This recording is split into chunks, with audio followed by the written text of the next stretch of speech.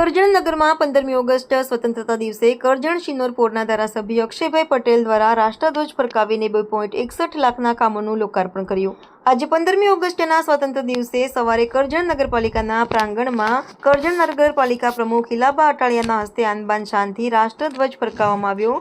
તાજ કરજણ જૂના બજાર ખાતે સ્વામી વિવેકાનંદ તળાવ ઉપર આશરે 20 ફૂટ ઊંચો રાષ્ટ્રધ્વજ પોલ જે 14 લાખનો તૈયાર કરવામાં આવ્યો છે તેનું કરજણ શિનોર પોરના ધારાસભ્ય અક્ષયભાઈ પટેલના વરદ હસ્તે ઉદ્ઘાટન કરી આનબાન શાનથી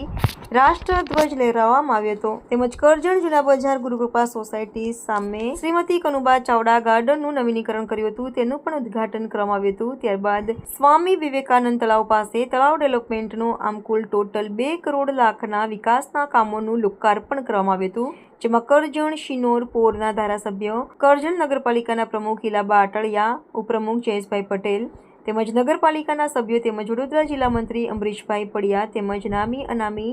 નાના મોટા કાર્યકરો ઉપસ્થિત રહ્યા હતા।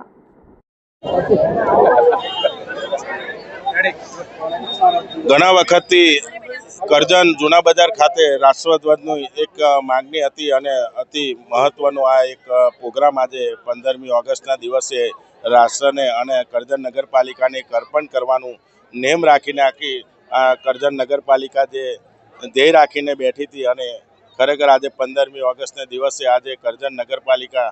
જૂના બજારની તમામ પ્રજાજનો અને કરજણ નગર માટે આજે રાષ્ટ્રધ્વજ જે 20 મીટર ઊંચો છે એવા લગભગ કરજણ નગરના 261 લાખના કામો આજે કરજણ નગરપાલિકાને